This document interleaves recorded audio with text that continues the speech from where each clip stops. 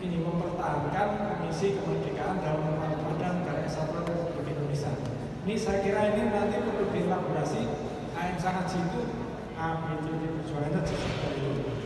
Tidak pernah menyerah karena dia sampai meninggal, dia kan tidak pernah menyerah. Dan ini sangat menarik tadi. AM Sangaji saya kira tidak ada masalah dengan ini. Kemudian syarat khusus tadi disebutkan pernah memimpin dan melakukan perjuangan di sebuah politik, langsung dikirim ke Jakarta langsung lolos. Jadi tim dari Jawa Tengah ya sudah, karena walaupun ada aturan seperti itu karena ini faktor. Kemudian tidak ada sekali masalah.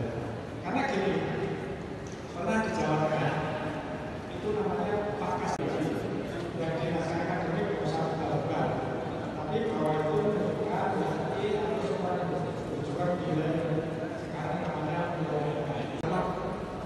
ini mempertahankan misi kemerdekaan dan memadam Negara Kesatuan Republik Indonesia.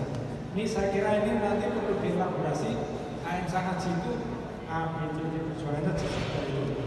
Tidak pernah menyerah karena dia sampai meninggal, dia kan tidak pernah menyerah. Dan ini sangat menarik tadi. OKP di Maluku, kami dengan semangat jago tua, kami di sini semua ini ada teman-teman Cipayung Plus di sini sebagai jago muda ya. Saya kira ini adalah satu langkah positif sebagai sebuah refleksi akhir tahun. Secara faktual, AM Sangaji sudah pahlawan. Secara yuridis saja yang kita bicara hari ini. Proses panjang AM Sangaji dalam sejarah perjalanan bangsa Indonesia hari ini menambah cerita tentang makna keindonesiaan kita. AM Sangaji itu adalah tokoh pendobrak. Kalau kita bagi dalam klasifikasi sejarah bangsa kita, pertama adalah tokoh pendobrak, kedua adalah tokoh penegas, ketiga adalah tokoh pelanjut. AM Sangaji sendiri berada dalam lintasan waktu sebagai tokoh pendobrak. Karena waktu itu Republik Indonesia belum punya konsep.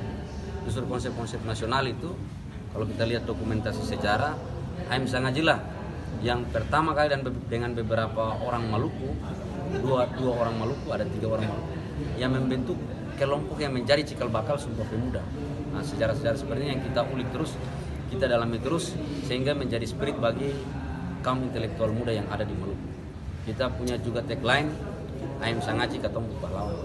Kita ingin menunjukkan kepada Indonesia bahwa AM Sangaji itu bukan milik orang Rumoni, bukan milik orang Atwaha, tapi AM Sangaji adalah milik orang Kei, orang Buru, orang Banda, semua orang yang ada di Maluku. Dan terakhir ketika disahkan secara juridis sebagai pahlawan, maka AM Sangaji adalah milik Indonesia. Barangkali itu saja. Terima kasih sudah nonton. Jangan lupa like, subscribe, dan share ya.